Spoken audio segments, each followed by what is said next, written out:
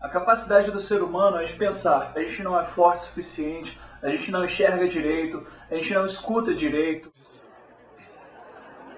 O homem desenvolveu a capacidade de olhar o meio ambiente e perceber causa e efeito. E essa consciência que nos trouxe o pânico. O ser humano já consegue enxergar lá na frente que vai dar merda.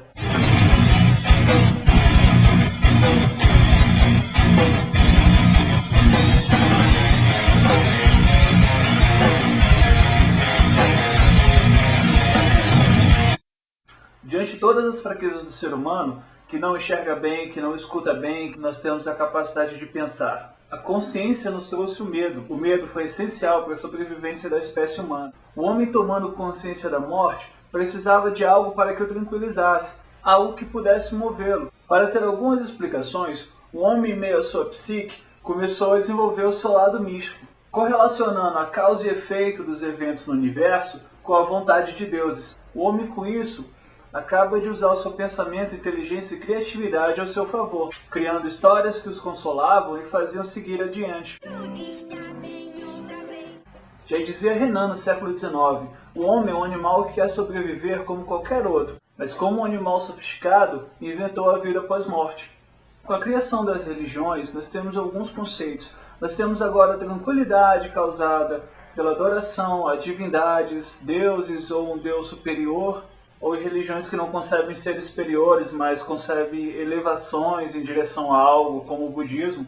O temor dos deuses, na verdade, era a libertação para as nossas almas. Isso parece o oposto a medo, mas praticamente todas as religiões exploraram profundamente o medo. Com o surgimento das religiões e das explicações para tudo, começam a surgir as histórias. E as histórias vão ficando cada vez mais sofisticadas. Era mais comum termos religiões politeístas, ou seja, religiões que criam em vários deuses, do que religiões monoteístas, como as grandes que nós conhecemos hoje, que é o judaísmo, o cristianismo, o islamismo. Temos a religião monoteísta, que é muito mais antigo do que essas, que é o zoroatrismo, que assim como essas três que eu citei, também surgiu no deserto, provavelmente por conta das experiências de deserto que nos fazem talvez pensar muito em uma divindade. A solidão, os sons são muito intensos, é um calor muito forte durante o dia, à noite a temperatura cai abruptamente. Nossa, que loucura, que viagem!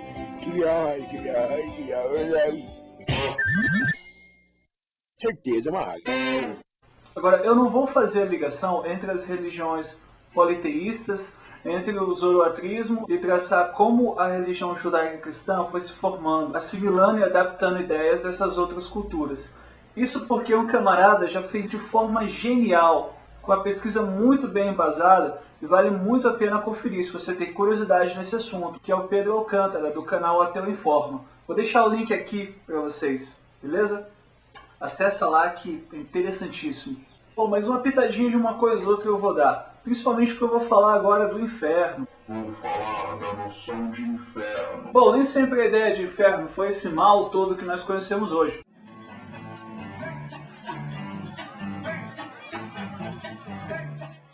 Se você pega isoladamente a religião judaica para estar estudando, você vai perceber que eles não têm uma crença num lugar de sofrimento eterno. E que no máximo nós teríamos um lugar de purificação para a alma, que algumas vertentes inclusive acreditam em reencarnação, algo do tipo. Essa história de céu e inferno só se tornou popular entre os judeus na ocupação persa, justamente com o zoroatrismo.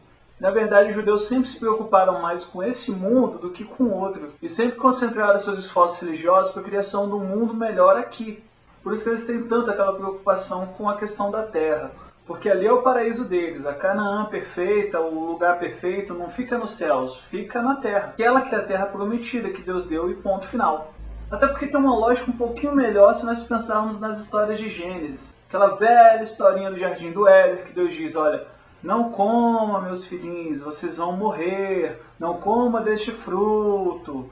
E vai lá a serpente e diz, não, pode comer, que com certeza vocês não vão morrer. Isso daí é besteira. E além de tudo, vocês vão ser conhecedores do bem e do mal. Oh,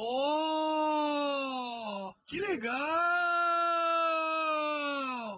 O que acontece? O que acontece? A mulher fica toda empolgada, vai lá, come o negócio, dá lá para Adão comer também a fruta. E são expulsos do paraíso. Consequência, eles morreram? Não, eles não morreram. Então Deus é mentiroso e a serpente estava correta. Certo? Certo no cristianismo, no judaísmo não. No judaísmo, eles criam que Adão e Eva tinham a oportunidade ali de viver eternamente no Jardim do Éden, sem sofrimento, com aquele corpo que eles tinham, sem envelhecer, sem acontecer nada com eles. Então tem uma pintura famosa que tem Adão e Eva ali comendo fruto e logo após eles são expulsos do paraíso e aparecem com figuras velhas ali já. E assim que eles foram expulsos do paraíso, já estavam condenados à morte, não tinha mais jeito. E morte de morreu mesmo. Não tinha aquele negócio de vida eterna, de céus, paraíso, do inferno. E por que Jesus então veio e contou essas histórias? Bom, mais uma vez, essas e outras respostas a qual meu vídeo não trata no momento em responder, assistam a trilogia do Pedrinho que eu estou indicando aqui. Pegando essa ideia de inferno, de tormento eterno e tudo mais, essa ideia de Hades, do submundo, nem sempre foi uma ideia que as pessoas iam lá para serem torturadas ali eternamente, terem sofrimentos ali, pagando pelos seus pecados. Então, na verdade, o que era mais comum era que tivesse um Deus que tomasse conta ali, que era simplesmente o mundo dos mortos, e não necessariamente um lugar de sofrimento eterno, de castigo. Isso aí nós temos em algumas culturas, né? Como o egípcio, por exemplo, que já tinha um lance lá do julgamento. Mas na real é que a ideia de inferno é uma das ideias mais antigas da humanidade e continua sendo uma das ideias mais potentes. A Bíblia polissêmica, do jeito que é, deixa margem para várias interpretações diferentes de como vai ser esse apocalipse, de como vai ser esse inferno. O fato é que na primeira era cristã, eles não tinham muito essa preocupação com o inferno, essas coisas. Os caras tinham total consciência que na verdade João estava falando ali de Roma, de Nero, e que o fim das coisas poderia ser iminente ali. Até porque nas histórias de Jesus, em dado momento, é deixado uma ressalva que ele mesmo diz que muitos estariam vivos na segunda vinda dele. Então assim, os primeiros papas, eles tinham uma ideia de que o inferno, na verdade, era um lugar espiritual separado de Deus. Depois a gente vai ter outras linhas de pensamento. Por exemplo, a interpretação de Agostinho, que ele aceita a ideia de que vai ser um castigo tanto espiritual quanto físico. No século XVI, os reformadores protestantes, eles acreditavam que a questão do fogo, das chamas eternas, era simplesmente passar a eternidade longe, distante de Deus. Bom, mas aí cabe uma análise. A igreja não precisava do medo do inferno. Isso que ela já fazia um inferno na Terra. E se você não seguisse a igreja, provavelmente você era um bruxo, você deveria ser queimado. As pessoas não tinham muita escolha. Deveriam ir para a igreja, deveriam pagar as tributações, enfim. Já na igreja protestante não, existia uma liberdade. As pessoas tinham a opção de ir ou não ir. Daí nos séculos seguintes da Reforma, vem um troll, um ancestral do Macedão, chamado Jonathan Edward, que costumava aterrorizar o coração das pessoas com medo do inferno. Isso no século XIX, porque esse pregador dizia que ele mesmo tinha visitado o inferno, viu como é que era lá e contava histórias horrendas. Muito esperto, muito original esse cara, né? Vou voltar um pouquinho lá atrás, bem antes da Reforma Protestante. Nós temos um cara que escreveu a Divina Comédia e que nela ele descreve um inferno cheio de detalhes, como se fosse um filme dos Jogos Mortais. O inferno com 7 níveis e cada pecado que você cometesse, você ia estar no nível mais abaixo e consequentemente sofrendo coisas mais horrendas por toda a eternidade. Vai tudo lá pro meu sítio, em São José. Chegando lá, eu vou botar os cabritos pra mamar, testada no pau do nariz, soco no coração, chapa nos peitos e depois vai levar soco na cabeça pra desentupir o cérebro. Mas eu quero ver os cabritos mamando neles primeiro, antes de eu fazer as minhas atrocidades com eles, entende? Eu vou tomar uma atitude de cruel com essas pessoas. Vou falar um detalhe desse cara, que é o Dante. E o cara escrever isso, ele estava com um remorso tão grande no coração dele, porque ele tinha sido expulso da terra dele lá, enfim. Ou seja, o cara não tinha muito como se defender dos seus perseguidores, né? Tava se achando coitado e tal. Escreveu esse negócio aí do inferno, para ele a justiça estava feita. É tipo o cara hoje que não tem argumentos, e a única forma dele ter justiça e de se defender é mandando todo mundo pro inferno, contrariando a própria religião dele de não julgar e de amar o próximo. Por que você me odeia assim? O que eu te fiz? Me diz, cara. O que eu te fiz, cara? Me faz só esse favor. Só esse favor, cara. Você me odeia, cara? Você me odeia? Voltando lá pro Edwards, colocando medo em todo mundo. Bom, o pessoal das igrejas protestantes redescobriram uma coisa muito importante. O medo do fim do mundo, o medo do fim dos tempos, o medo de um inferno, ele enche muito mais as igrejas do que a doçura do amor de um Deus. É muito difícil para um líder religioso não trabalhar a noção de medo. É muito mais fácil organizar marchas, movimentos, na aglomeração de pessoas, você imaginar que eu estou no fim dos tempos. Saramago, brincando um pouco com isso, no seu Evangelho segundo Jesus Cristo, ele escreve que o diabo, inteligente como é, em dado momento viu que a sua causa era perdida e resolve se converter. Quando ele chega no céu, ele escuta a seguinte resposta de Deus: mas como? Você não pode se converter. Sem você eu não existo. A ideia do mal, a ideia do pecado é muito importante. No cristianismo, o fim dos tempos pode ser associado a qualquer movimento, a qualquer fato, a qualquer dado que aconteça, porque a escatologia bíblica é muito bagunçada. Existem várias vertentes que acreditam que vai acontecer isso, acreditam que vai acontecer aquilo, e nós temos as histerias coletivas, porque a Europa vai se unir, o mundo vai acabar, inventaram o chip e a marca da besta. O mal! O mal! O mal! O mal!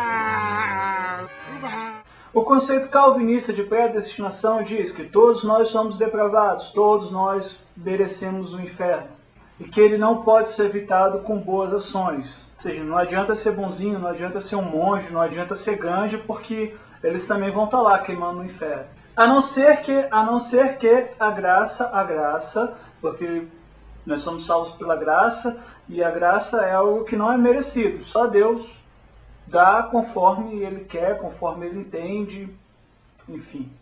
Essa parte é metralhadora, eu tô aqui como Santo Ceia dos Cavaleiros dos Zodiaconos para puni-lo de seus pecados, Tô ferrado, rapaz, ai. Para com isso, homem. Achei que tava no inferno, achei que nem, rapaz. Meteoro de Jesus!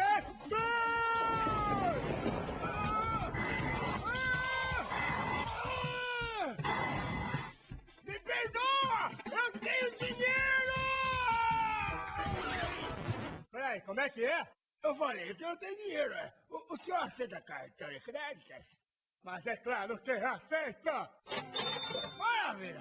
Tá aqui, ó.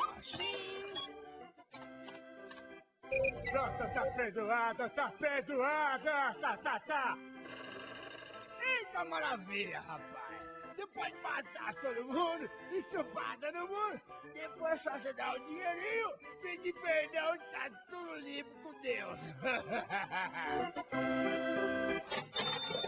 Mas aí voltamos com algo que foi criado junto com as religiões lá no deserto, a penitência ao corpo. Em determinado momento, o corpo é tratado como um empecilho no caminho a se chegar a Deus, ou seja, o corpo que perece é o corpo que é o inimigo. Peter Brown ele diz que isso é uma herança do platonismo. Quando ele negou a realidade sensível e empírica, Platão acabou negando aquilo que o mundo romano dava como prazer.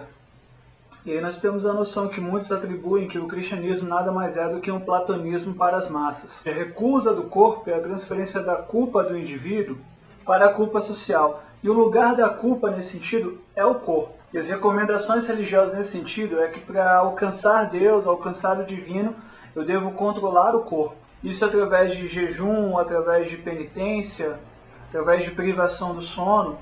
Cara, eu em particular eu sinto angústia que queima, uma angústia assim do fundo do coração quando eu escuto o nego falar que está fazendo jejum de Coca-Cola, fazendo jejum de internet. Vou ficar um mês sem assistir televisão porque estou fazendo jejum. Vou pagar uma grande penitência, que é ficar uma semana sem jogar videogame. E se eu não fizer essas coisas, o corpo ele se torna senhor da minha vontade. É a lógica do deserto, que diz que negando os prazeres deste mundo, eu vou estar preparado do céu. E é nessa questão de penitência, de privações dos prazeres, é que se encontra aquela famosa aposta de Pascal. Nessa ênfase do medo, da salvação da alma, do medo de um juiz que vai esmiuçar as nossas vidas, em cima disso temos uma crítica genial de Nietzsche. A noção de Deus foi inventada como antítese da vida. Nela se resume uma unidade aterradora, tudo que é nocivo, venenoso, caluniador, todo o ódio da vida. A noção de além, de mundo verdadeiro, só foi inventada para depreciar o único mundo que há, a fim de não mais conservar para a nossa realidade terrestre nenhum objetivo, nenhuma razão, nenhuma tarefa. Nossa, cara, você é um poeta, né, cara? Você fala com o coração, né, cara? Deve ler muito Shakespeare. Agora calma, meu amiguinho religioso. Não se turbe o vosso coração. Sendo justo, colocarei outras linhas de pensamento, que são antíteses dessas linhas de pensamento de Nietzsche, de Peter Brown e tanto outros hereges que temos por aí. Temos Agostinho, que coloca Deus como Deus da libertação, o Deus que deixa as pessoas felizes.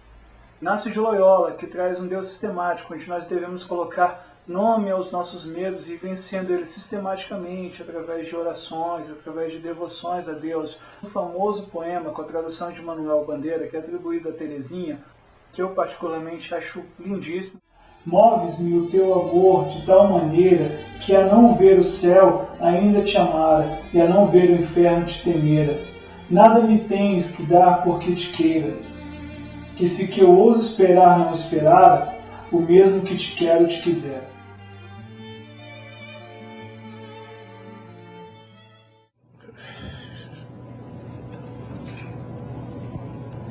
Acho que eu estou ficando velho.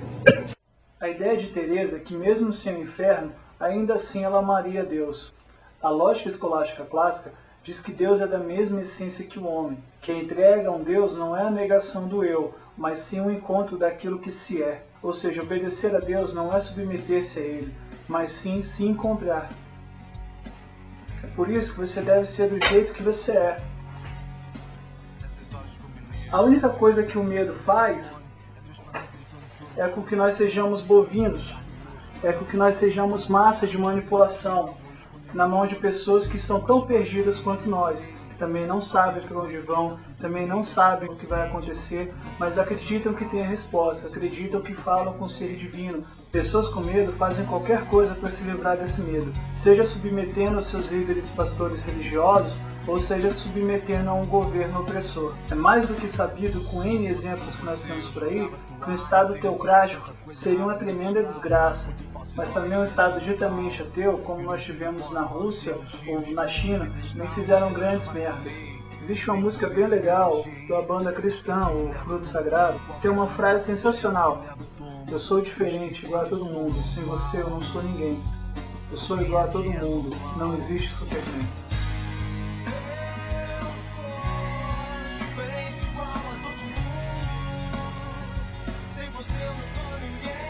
Procure, se encontre, descubra a si mesmo, estude, dê nome a si próprio, para que você possa começar a vencer os seus medos. Se você curtiu, dá um joinha, compartilhe aí com os brothers. Até a próxima.